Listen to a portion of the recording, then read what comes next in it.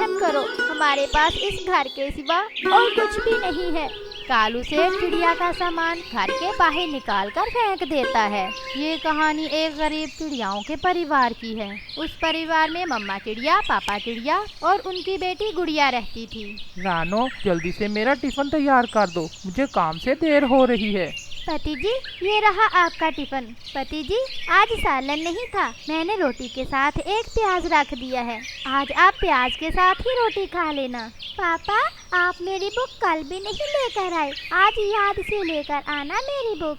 हाँ गुड़िया बेटी, आज मैं अपनी बेटी की बुक जरूर लेकर आऊँगा। अच्छा रानो, अब मैं चलता हूँ। ऐसे पापा चिड़िया अपने काम पर चला जाता है। पापा चिड़िया कालू सेठ के पास काम करता था और जो पैसे मिलते उससे घर का गुजारा भी बहुत मुश्किल से होता था। लेकिन वो अपना पेट काट कर अपनी बेटी की शिक्षा के लिए अपनी बेटी को अच्छे स्कूल में पढ़ा रहा था, ताकि उसकी बेटी एक कामयाब पक्षी बन सके।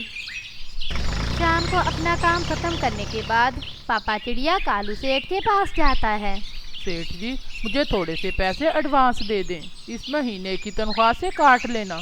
देखो चंदन, तुमने पहले भी एडवांस बहुत ज्यादा लिया हुआ है। तुम अपना काम दिल से करते हो और तुम एक मेहनती पक्षी हो, इसीलिए तुम्हें एडवांस दे रहा हूँ। लेकिन इस बार पहले ये एडवांस काटूंगा और फिर तुम्हें बाकी की तनख्वाह मिलेगी, समझ गए ना? जी ठीक है सेठ जी। ऐसे पापा चिड़िया कालू सेठ से एडवांस पैसे लेकर वहाँ से उड़ता है। वो सीधा बुक शॉप पर जाता है, वो गुड़िया की बुक लेता है और वापस घर को उड़ता है। गुड़िया सो गई थी। मामा और पापा चिड़िया अभी तक जाग रहे थे। आज आप इतनी देर से आए हैं? गुड़िया आपका इंतजार करते करते सो गई। वो गुड़िया की बुक लेने गया था, इसलिए देर हो गई। आप हमारे लिए कितनी मेहनत करते हैं। अरे पगली, अपने परिवार के लिए मैं मेहनत नहीं करूँगा तो और कौन करेगा? अपने परिवार को खुश देखकर मेरी सारे दिन की थकावट खत्म हो जाती है। मेरा सपना है मेरी बेटी पढ़ लिख कर एक कामयाब पक्षी बने। ऐसे वो बातें करते करते सो जाते हैं। सुबह हो जाती है। पापा चिड़िया फिर से काम पर चला जाता है और गुड़िया अपने स्कूल चली जाती है और मामा चिड़िया घर के कामों में लग जाती है। ऐसे ही दिन गुजरते गए। गुड़िया बहुत मेहनती थी, वो दिन रात पढ़ती रहती। अब गुड़िया का कॉलेज में एडमिशन होना था।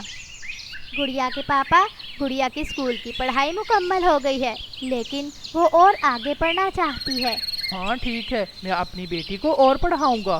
गुड़िया के पापा, कॉलेज में पढ़ने पर बहुत खर्चा होता है और हमारे पास तो एडमिशन के लिए भी पैसे नहीं हैं। कहाँ से लाएंगे हम इतना सारा पैसा?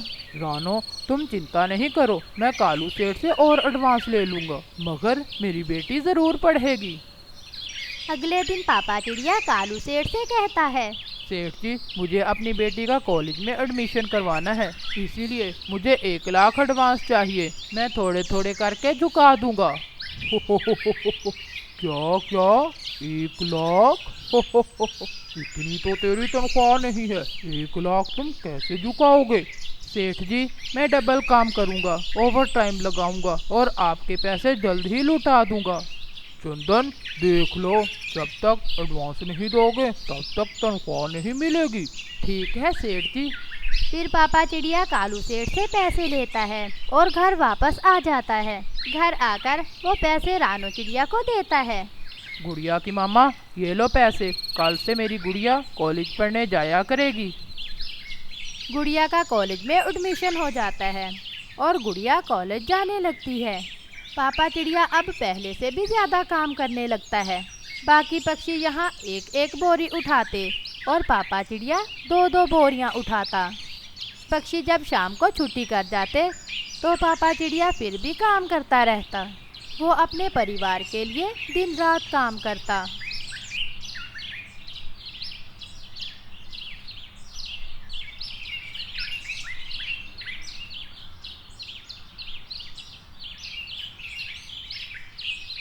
ऐसे ही एक दिन पापा चिड़िया काम कर रहा था। एक पक्षी ट्रक बैक कर रहा था। वो ट्रक गंदम की बोरियों से भरा हुआ था कि वो ट्रक पापा चिड़िया के ऊपर चढ़ जाता है। पापा चिड़िया बुरी तरह से घायल हो जाता है और वो मर जाता है। रानो और उसकी बेटी को जब पता चलता है तो उन पर तो जैसे कयामत ही टूट पड़ती है। वो माँ बेटी बहुत रोती हैं। रानो चिड़िया गुड़िया को सीने से लगा लेती है। उसे भी अपने पति के खोने का बहुत ज्यादा दुख था। वो एक बहुत बहादुर माँ थी। मम्मा, पापा हमें छोड़ गए। मम्मा, पापा ने हमारे लिए बहुत कुछ किया। हमारी खुशियों की खातिर मेहनत करते करते अपनी जान दे दी। चुप कर जाओ मेरी बेटी, चुप कर जाओ। ऐसे हमें दुखी देखकर आपके पापा की आत्मा भी दुखी होगी। चुप कर जाओ मेरी बेटी। शाम से सुबह और सुबह से फिर शाम, ऐसे ही 3 दिन गुजर जाते हैं। एक दिन कालू सेठ चिड़िया के घर आता है। देखो चिड़िया, तुम्हारे पति ने मुझसे एडवांस लिया था। तुम्हारा पति तो अब रहा नहीं और तुम पैसे कहाँ से दोगी? इसीलिए अब तुम ये घर खाली कर दो। अब से ये घर मेरा हुआ। सेठ जी, हम पर रहम करो। हमारे पास इस घर के सिवा और कुछ भी नहीं है। देखो चिड़िया, मैं ज्यादा नहीं जानता, लगता है तुम ऐसे घर खाली नहीं करोगी। कालू सेठ चिड़िया का सामान घर के बाहर निकाल कर फेंक देता है। कबूतर उड़ता हुआ जा रहा था। शोर सुनकर कबूतर भी वहाँ आ जाता है। रानो चिड़िया कबूतर को सारी बात बताती है। कालू सेठ, तुम अमीर पक्षी हो, तुम्हारे पास धन दौलत सब कुछ है। इन गरीबों पर दिया करो। ये बेचारी माँ बेटी कहाँ जाएंगी? कबूतर, तुम इन्हें अपने घर ले जाओ। धन दौलत है तो क्या पक्षियों में बांट दूं? ऐसा कहकर कालू सेठ घर के अंदर जाकर कुंडी लगा लेता है। मम्मा, अब हम कहाँ जाएंगे? गुड़िया बेटी, आप चिंता नहीं करो।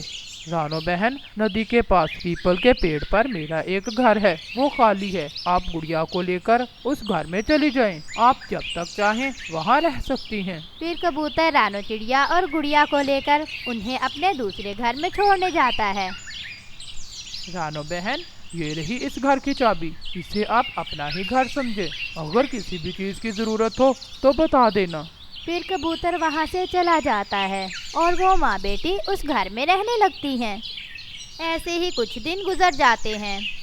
गुड़िया की फीस और घर का खर्चा भी था। ये सोचकर मम्मा चिड़िया बहुत परेशान थी। वो गौरी कवि के पास जाती है। गौरी, घर में राशन नहीं है, अगर हो सके तो थोड़े पैसे मुझे उधार दे दो। देखो रानो, पैसे तो मैं तुम्हें दे दूंगी आज, मगर कल तुम क्या करोगी? कल फिर किसी से उधार मांगोगी।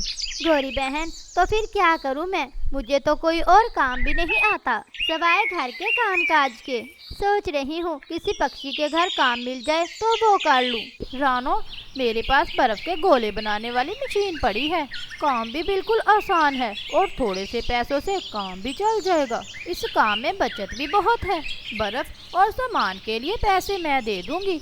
रानो चिड़िया को गौरी कवि का आइडिया बहुत पसंद आता है और अगले ही रोज वो बर्फ वाले गोले बेचने लगती है। गर्मी का मौसम और ठंडे ठंडे बर्फ वाले गोले पक्षियों को बहुत पसंद आते हैं। आंटी, आंटी चिड़िया, मुझे लाल रंग का गोला देना।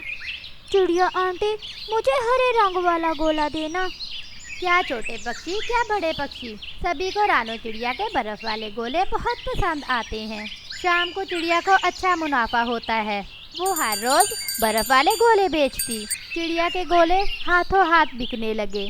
अब चिड़िया को इतने पैसे बच जाते हैं कि वो गुड़िया की फीस अदा कर सके और घर का गुजारा भी अच्छे से होने लगा था। गुड़िया की पढ़ाई भी मुकम्मल हो गई थी और वो पढ़ाई भी मुकम्मल हो गई थी और वो अब मम्मा डॉक्टर बन गई थी। अपनी बेटी की कामयाबी पर आंखों में आंसू थे और मम्मा चिड़िया की आंखों में आंसू थे। आज आप भी हमारे साथ हो। आपकी बेटी एक कामयाब पक्षी बन गई है। फिर रानो चिड़िया मिठाई लेकर गौरी के घर जाती है। गौरी बहन, ये ले मिठाई खा ले, आज मेरी बेटी डॉक्टर बन गई है। और गौरी बहन, ये लो पैसे जो आपने मुझे काम शुरू करने के लिए दिए थे।